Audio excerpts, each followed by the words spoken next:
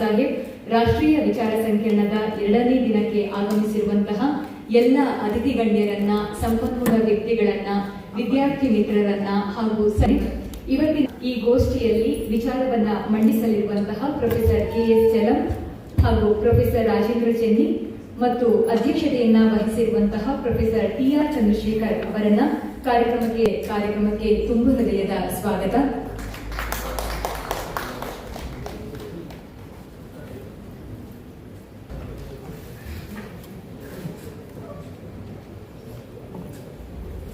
ಎರಡನೇ ದಿನದ ಮೊದಲ ಗೋಷ್ಠಿಯ ಅಧ್ಯಕ್ಷತೆಯನ್ನ ವಹಿಸಿರುವಂತಹ ಬೆಂಗಳೂರಿನ ಆರ್ಥಿಕ ತಜ್ಞರಾಗಿರುವ ಪ್ರೊಫೆಸರ್ ಟಿ.ಆರ್. ಚಂದ್ರಶೇಖರ್ ಅವರಿಗೆ ಮನತುಂಬಿದ ಕೆ.ಎಸ್. ಚಲಂ ಅವರಿಗೂ ಕೂಡ ಕಾರ್ಯಕ್ರಮಕ್ಕೆ ಆತ್ಮೀಯವಾದಂತಹ ಸ್ವಾಗತ. ಕೆ.ಎಸ್. ಚಲಂ ಅವರು ಕೇಂದ್ರ ಲೋಕ ಆಯೋಗದ ಮಾಜಿ ಸದಸ್ಯರಾಗಿಯೂ ಕೂಡ ಗುರುತಿಸಿಕೊಂಡಿದ್ದಾರೆ. ಅವರು ಅಂಬೇಡ್ಕರ್ ಅವರ ಆರ್ಥಿಕ ಚಿಂತನೆಗಳು ಮತ್ತು ಅದರ ಅನುಷ್ಠಾನ ಈ ಕುರಿತು ಮಾತುಗಳನ್ನಾಡಬೇಕು ಅಂತ ಸರ್ ತಮ್ಮಲ್ಲಿ ವಿನಂತಿಸಿಕೊಳ್ತಾ ಇದ್ದೇನೆ. Socialists were emerging to the economics. Why I am giving this is the background under which Baba Saheb Ambedkar has been trained. And there are only 2 Indians who have gone to USA. And there is another gentleman who is also his friend, Ram Manohar Lohia. He has also gone outside these 2 countries, gone to Germany.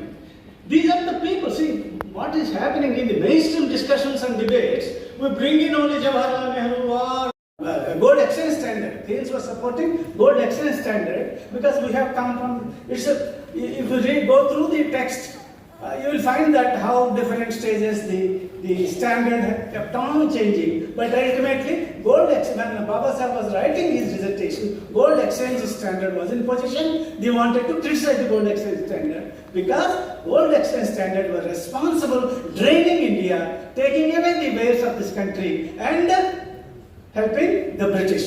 Subaltern ಅಂತ ಏನು ಕರಿತೀವೋ, ಒಂದು ತಳ ಸಮುದಾಯ, ದಮನಿತ ಸಮುದಾಯದ ಆ ವ್ಯಕ್ತಿತ್ವದ ಒಂದು ವ್ಯಾಖ್ಯಾನವನ್ನ ಏನು ಕೊಟ್ಟರು, ಅದು ಇಡೀ ಭಾರತೀಯ ತಳ ಸಮುದಾಯಕ್ಕೆ ಒಂದು ರೀತಿಯ ಆರ್ಕಿಟೈಪ್ ಅಂತ ಹೇಳ್ತೀವಲ್ಲ, ಒಂದು ಮೂಲ ಮಾದರಿಯ ಒಂದು ಗುಣವನ್ನ ಅದು ಹೊಂದಿದೆ. ಇದಕ್ಕೆ ಕಾರಣ ಏನು ಅಂತಂದ್ರೆ, ಅವರು ಮಾಡಿದಂಥ ಬಹುದೊಡ್ಡ ಕೆಲಸ ಈ ದಲಿತ ವ್ಯಕ್ತಿತ್ವ ಅಂತ ಏನಿದೆಯೋ ಅದನ್ನು ಮರುನಿರೂಪಣೆ ಮಾಡಿದ್ರು. ಬಹಳ ದೊಡ್ಡ ವೈಚಾರಿಕವಾದಂಥ ಸಾಧನೆ. ಈ ಮಾತುಗಳನ್ನು ಹೇಳುವಾಗ ನಾನು ಇತ್ತೀಚಿನ ಅದರ ಒಳನೋಟಗಳನ್ನು ನಾನು ಬಳಸ್ಕೊಳ್ತಾ ಇದ್ದೇನೆ. ನನಗೆ ಬಹಳ ಮೆಚ್ಚುಗೆ ಆದಂಥ ಅನುಪಮ ರಾವ್ ಅವರು ಒಂದು ಮಾತನ್ನು ಹೇಳ್ತಾರೆ. ಈ ಬಹುಶಃ ಅವರನ್ನ ಇಲ್ಲಿ ಪಡೆದುಕೋಬಹುದು. ಆ ಹೆಜಿಮನಿ ಅಂತ ಏನನ್ನ ಗ್ರಾಮ್ಶಿ ಹೇಳ್ತಾರಲ್ಲ, ಅಂದ್ರೆ ಆಧುನಿಕ ಸಮಾಜಗಳಲ್ಲಿ ಅವರ ಪ್ರಕಾರ ಒಬ್ಬ ವ್ಯಕ್ತಿಯ ಶೋಷಣೆ ಅಥವಾ ಮೇಲಿರುವ ದಬ್ಬಾಳಿಕೆ ಅನ್ನೋದು ಕೇವಲ ಆರ್ಥಿಕ ಬಲದಿಂದ, ದೈಹಿಕ ಬಲದಿಂದ, ಸೈನಿಕ ಬಲದಿಂದ ಮಾಡಕ್ಕೆ ಸಾಧ್ಯ ಇಲ್ಲ. ಈ ಸಮಾಜಗಳಲ್ಲಿ ಅಂತ ಅಧಿಕಾರ, ಅಂತ ಪವರ್ ಆಳುವ ವರ್ಗಗಳಿಗೆ ಹೇಗೆ ಬರುತ್ತೆ ಅಂತಂದ್ರೆ, ಅವು ಹೆಜಮನಿಯನ್ನು ಅವು ಸ್ಥಾಪನೆ ಮಾಡ್ತವೆ. ಈ ಹೆಜಮನಿಯನ್ನು ಯಾಕೆ ನಾನಿಲ್ಲಿ ಬಳಸ್ತಾ ಇದ್ದೇನೆ ಅಂದ್ರೆ, ನನ್ನ ಈ ಪ್ರಬಂಧದ ವಿಷಯ ಕೂಡ ಆಗಿರುವಂಥದ್ದು ಅಧಿಕಾರ ಮತ್ತು ಸಂಸ್ಕೃತಿಗೆ ಇರುವಂತ ಸಂಬಂಧ. 10 ನಿಮಿಷ ನೀರಿದ್ದೇವೆ, ಅಧ್ಯಯನ ಮಾಡಿ, ಚರ್ಚೆ ಮಾಡಿ ಅದನ್ನ ಗಟ್ಟಿಗೊಳಿಸ್ಕೋಬೇಕಾಗಿದೆ. ಸೊ ಅವರು ಮಂಡಿಸಿರುವಂಥ ವಿಚಾರಗಳನ್ನ ನಾನು ಮತ್ತೆ ತಾತ್ಪರ್ಯ ರೀತಿಯಲ್ಲಿ ಹೇಳಲಿಕ್ಕೆ ಹೋಗೋದಿಲ್ಲ. ಆದರೆ ಒಂದು ಸಂಗತಿಯನ್ನ ಈ ಸಭೆಗೆ ಮಂಡಿಸ್ಬೇಕು ಹಾಗೆ ಅಂತೇಳಿ ನಾನು ಯೋಚನೆ ಮಾಡ್ಕೊಂಡು ಬಂದಿದ್ದೇನೆ. ಏನು ಅಂತ ಹೇಳಿದ್ರೆ, ಕಳೆದ 10-15 ವರ್ಷಗಳಿಂದ ಈ ಹಕ್ಕುಗಳನ್ನು ಕುರಿತಂತೆ ಬಲಪಂಥೀಯರು ಮಂಡಿಸ್ತಾ ಇರುವಂತಹ ಒಂದು ವಿಚಾರ, ಸಮಾನತೆ, ಸಂಪತ್ತಿನ ಅಸಮಾನತೆ ಇದೆ ಅಂತ ಹೇಳಿದ್ರೆ, ಈ ದೇಶದ ಒಟ್ಟು ವರಮಾನದಲ್ಲಿ 10% ಜನಸಂಖ್ಯೆಯ ಜನ 56% ಆದಾಯವನ್ನು ಅನುಭವಿಸುತ್ತಿದ್ದಾರೆ. ತಳಸ್ತರದ ಸಮುದಾಯದ ಪಾಲು ಕೇವಲ 15% ಅಂತ. ಅಧ್ಯಕ್ಷತೆಯನ್ನ ವಹಿಸಿರುವ ಡಾಕ್ಟರ್ ನಟರಾಜ ಬೂದಾಳು ಅವರು ಅಂಬೇಡ್ಕರ್ ಮತ್ತು ವಿಮೋಚನೆ ಅಧ್ಯಕ್ಷತೆಯನ್ನ ವಹಿಸಿರುವ ನಾವಿನ ಅವರಿಗೆ ರಂಗಾಯಣದ ವತಿಯಿಂದ ಹಾಗೂ ತಮ್ಮೆಲ್ಲರ ಪರವಾಗಿ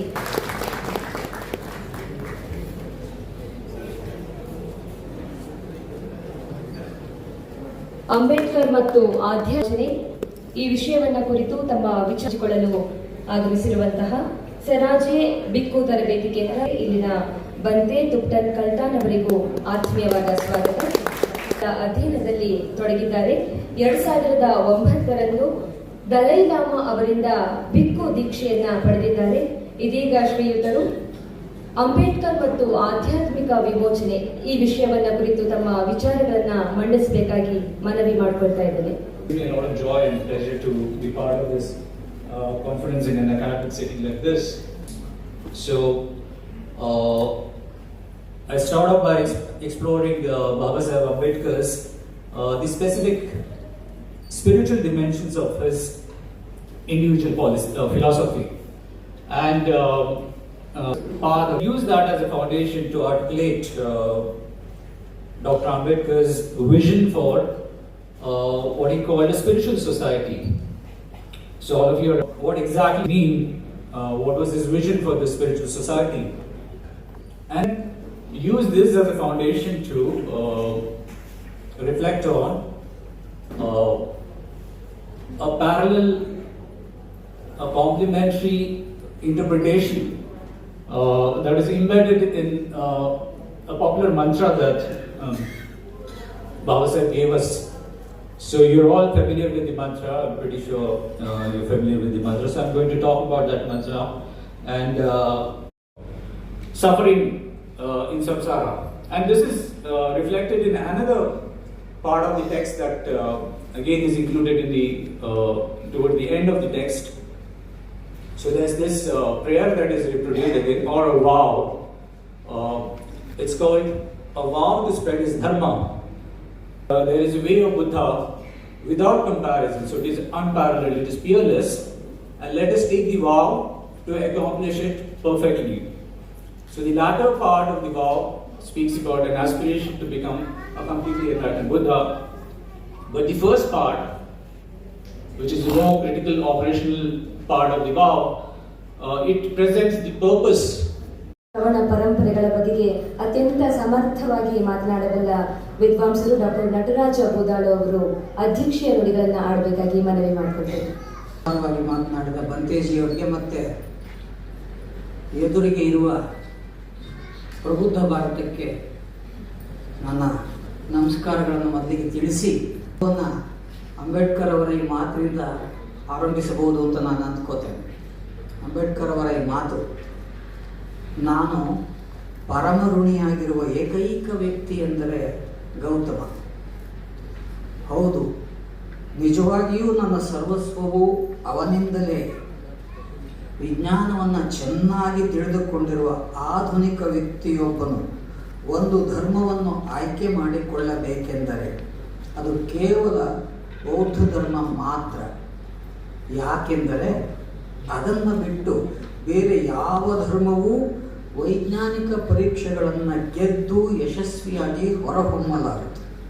ಸುಮಾರು 35 ವರ್ಷಗಳಷ್ಟು ದೀರ್ಘಕಾಲ ಎಲ್ಲ ಧರ್ಮಗಳನ್ನು ಕೂಲಂಕಷವಾಗಿ ಅಧ್ಯಯನ ಮಾಡಿದ ನಂತರವೇ ಈ ನಿಲುವಿಗೆ ತಲುಪಿದ್ದೇನೆ. ಅವನೊಬ್ಬ ವಿಜ್ಞಾನಿಯಿಂದ, ಒಬ್ಬ ವಿಜ್ಞಾನಿಯನ್ನಾಗಿ ನಾವು ಬುದ್ಧನನ್ನ ನೋಡ್ತಿದ್ದೇವ, ಮಟ್ಟಿಗೆ ಆರಾಧಿಸ್ತಾ ಇದ್ದೇವೆ. ಆದರೆ ಅವನೊಬ್ಬ ವಿಜ್ಞಾನಿ ಅನ್ನುವ ರೀತಿಯಲ್ಲಿ ಲೋಕವನ್ನ ಸರಿಯಾಗಿ ವಿವರಿಸಿಕೊಟ್ಟ ಮೊಟ್ಟ ಮೊದಲ ವಿಜ್ಞಾನಿ ಅಂತ ಅವನನ್ನ ನೋಡ್ಬೇಕಿತ್ತು. ಪುರುಷನನ್ನು, ಒಬ್ಬ ದೊಡ್ಡ ವ್ಯಕ್ತಿಯನ್ನು, ಅವರ ತಂದೆ ಸತ್ಪಾಲ್ ರಾಮ್ಜಿ ಮತ್ತೆ ಅವರು ಭೀಮರಾವ್ ಅವರ ಹೆಸರು ಚರಿತ್ರೆಯಲ್ಲಿ ಅವರನ್ನ ಕಡೆದು ನಿಲ್ಲಿಸ್ತಾ ಸಾಹೇಬನರು ಅರಬಿ ಶಬ್ದ ಪೈಗಂಬರರ ಜೊತೆಯಲ್ಲಿ ಇದ್ದವರನ್ನು ಸ್ವಭಾವ ಅಂತ ಕರೀತಾರೆ. ಅವರ ಸಂಗಾತಿ ಸಾಹೇಬರ ಕಡೆಗೆ ಬರ್ತಾ ಇದ್ದೀವಿ ಅಥವಾ ಆ ಶಬ್ದವನ್ನು ಹೆಚ್ಚು ಬಳಸ್ತಾ ಇದ್ದೀವಿ ಅನ್ನೋದೇ ಅವರನ್ನು ಬರೀ ಚಿಂತಕರಂತ ಸಂವಿಧಾನ ಶಿಲ್ಪಿ ಅಂತ ನೋಡಿದ್ರೆ ಇವತ್ತು ನಮ್ಮ ಎಲ್ಲ ಕಷ್ಟದ ಸುಖಗಳಿಗೆ ಜೊತೆಯಾಗುವ ಸಂಗಾತಿ, ಸ್ನೇಹಿತ ಮತ್ತು ಬಂಧು ಅಂತ ನೋಡುವ ಒಂದು ಆಪ್ತತೆ, ಸಂಬಂಧ ವಾಚಕ. ಬಸವಣ್ಣ ಅಣ್ಣ ಅಂತ ಕರೆಯೋದು ನಾವು. ಅಕ್ಕ ಅಂತ ಕರಿತೀವಿ. ಮಹಾದೇವಿ ಅವರ ಹೆಸರು ಅಕ್ಕ ಅಂತ ಕರಿತೀವಿ.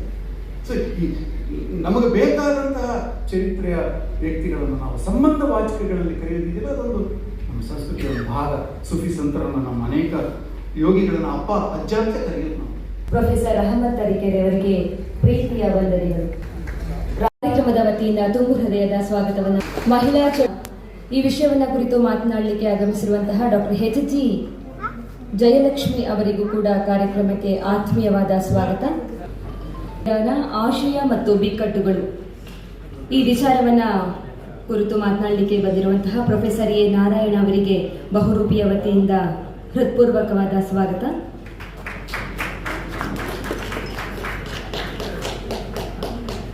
ಡಾಕ್ಟರ್ HG ಜಯಲಕ್ಷ್ಮಿ ಅವರು ವೈದ್ಯರಾಗಿ, ಪ್ರಾಧ್ಯಾಪಕರಾಗಿ, ಬರಹಗಾರ್ತಿಯಾಗಿ.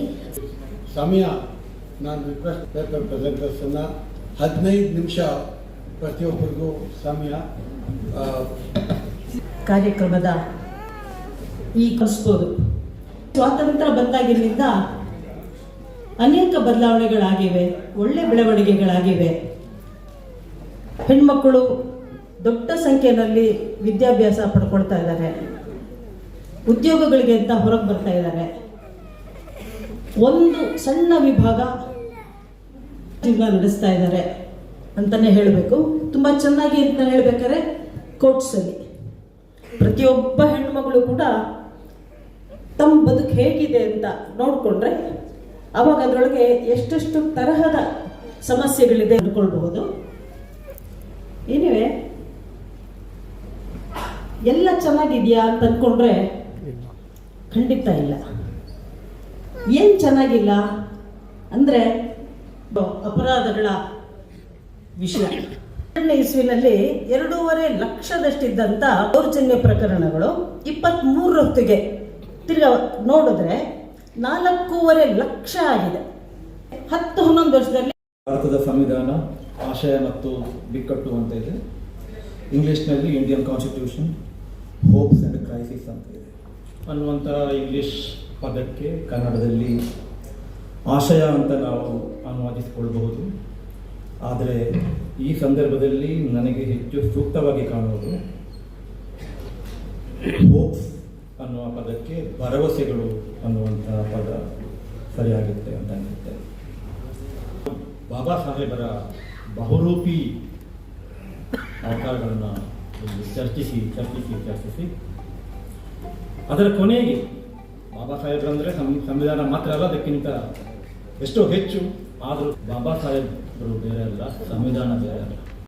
ಈ ಬಿಕ್ಕಟ್ಟಿನ ಇಡೀ ಸ್ವರೂಪ ಅಂತಂದರೆ ಯಾವ ಶಕ್ತಿಗಳು ಈ ದೇಶದಲ್ಲಿ ಸಂವಿಧಾನ ಎನ್ನುವಂತಹ ಪರಿಕಲ್ಪನೆ ಹುಟ್ಟುವ ಹಂತದಿಂದ ಮುಂದೆ ಹುಟ್ಟ ಇರತಕ್ಕಂತಹ ಸಂವಿಧಾನ ಏನಿದೆ,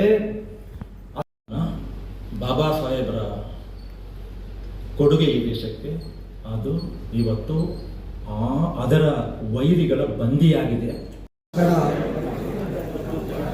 ತಡೆಯಲಾರದು ಹೊರೆ ಆಗುತ್ತೆ. ತಿಳ್ಕೊಂಡು ಆದಷ್ಟು ಕೀ ಆಸ್ಪೆಕ್ಟ್ಸ್ ಬಗ್ಗೆ ಇದೆ. ಬಹುರೂಪಿ ಬಾಬಾ ಸಾಹೇಬ್ ಮಾಡೋಕ್ಕೆ ಸಾಧ್ಯ. ವ್ಯವಸ್ಥಾಪಕರಿಗೂ ಕರ್ನಾಟಕ ಸರ್ಕಾರ ಮತ್ತು ಇತರ ಎಲ್ಲ ಸಂಸ್ಥೆಗಳೆಲ್ಲರಿಗೂ ಗೊತ್ತಿದೆ, ರಿಪೀಟ್ ಮಾಡೋಕ್ಕೆ ಹೋಗಲ್ಲ. ನನ್ನ ವಂದನೆ ಮತ್ತು ಅಭಿನಂದನೆ. ನೀವು ಕೂಡ ಅದ್ರ ಜೊತೆ ಅಂತ ನನಗೆ ಅನಿಸುತ್ತೆ.